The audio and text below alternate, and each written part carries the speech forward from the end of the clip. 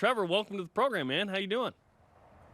Oh, it's great to be here. How come Spencer gets all the exotic locations? For goodness sake, Spencer, you're a world traveler.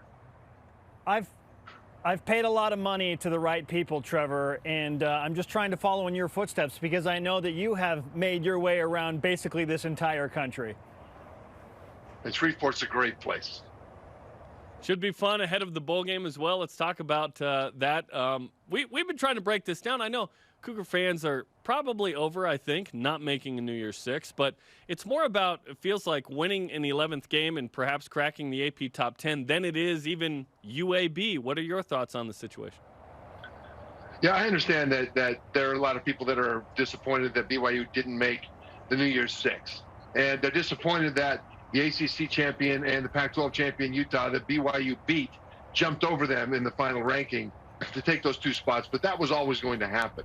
The Power 5 conference champions, no matter where they're ranked, if they're not ranked, are contractually obligated to go to New Year's Six. So that was going to happen anyway. So really it was BYU's control over what they could control. And really that was the Boise loss that cost them there. But now here we are at the Independence Bowl. And I'll tell you this, that Shreveport is a great city. The Independence Bowl has a great history. And if you step away from the comparison to what might have been, this is a great place. And I've got a lot of respect for the people that operate the Independence Bowl. Trevor, what does a win in this game for BYU, the Cougars seeking out an 11th victory for back-to-back seasons, what would an 11th win do for the legacy of this specific 2021 team? Because it's already been an unforgettable season. It's been one of the most remarkable seasons in BYU history, in my opinion. I mean, beating 6 Power 5 teams, that's never happened before. And I think that this team has a chance to really etch itself into the granite of special teams in the legacy of BYU. Now, winning this game won't change the fact that they beat those Power 5 teams. It won't change the fact that they were undefeated against the Pac-12. Losing it won't change that either. But losing this bowl game would put a big tarnish on the season. So when you're talking about legacy, we're not talking about erasing what they did, but we're talking about the taste in your mouth going forward. We're talking about the last emotion that you feel when you consider this season. And so winning this game actually is very important for BYU because of that emotion going forward, because of putting a bow on top of a fantastic season rather than kind of hang your head and say, yeah, it was good even though. We're talking to ESPN's Trevor Matich on BYU Sports Nation. Trevor, there is a difference between 10 and 11 wins like you talked about, and I feel like because Jaron Hall's coming back and because BYU would be returning a really nice team, if Tyler Allgeier comes back too, which we'll address in a second, I'm thinking BYU has a good shot of being a preseason top 15 team next year. Top 20 feels like, yeah, that's going to happen. Top 15, they might have a nice start to the year, and then you have Baylor and Oregon and Arkansas and Stanford. And like, you have some good opportunities on that schedule. So it feels like there's a certain momentum going into next year that could happen here too. It could. And having a bowl victory puts them into the offseason in a great place. It also sets up the second signing period in February with a lot of momentum. And when you look at next year, you're also looking at the trenches. I mean, on the offensive line, they should be really strong. And on the defensive line, they've had to play so many guys on defense, especially in that front seven, that they'll come back with a lot of depth and a lot of competition. And that's one of the most important things for BYU going forward as a member of the Big 12, to have that kind of depth that the starters know that if they don't perform in practice and in the game, there's a guy behind them that can come in and do a good job as well.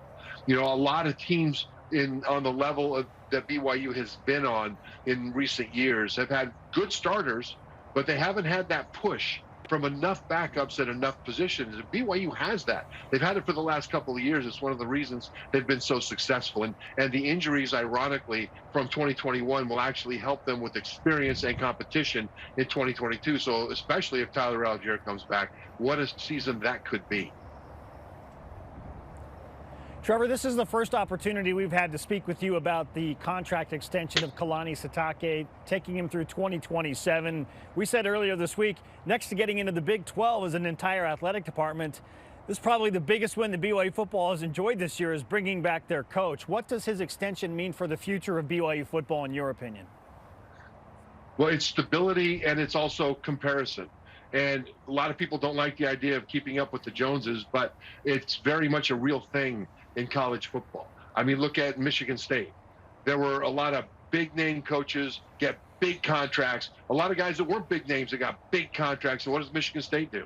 Mel Tucker's not won a championship at the college level. It was in his, second year now, I think, or third year at Michigan State. They gave him a 10-year, $95 million contract. Now, why? Well, they wanted to keep him. That's part of the reason. But part of the reason is so that they could go out to recruits and say, we are just as committed to your experience in football as the other big names, Michigan, Ohio State, Alabama, Georgia, and what they're paying their coaches. We're doing the same thing. We are committed to. And by extending Coach Sitake, and we don't know the terms of that contract, but they called it unprecedented. That puts BYU in a position to say the same thing to recruits. You have stability here. You have a coach that other people wanted. They wanted to take him away, and we stepped up to keep him here. This is the coveted coach that will be coaching you, Mr. Recruit, going forward. These are the pitches that you'll be able to make now. So from a recruiting standpoint, from a stability standpoint, and from a comparison standpoint to coaches that they'll be recruiting against, this was incredibly important. And perhaps the biggest recruit is Tyler Allgeier, perhaps trying to get him to come back next year. What's your opinion on whether he should go or stay at BYU or go to the NFL draft?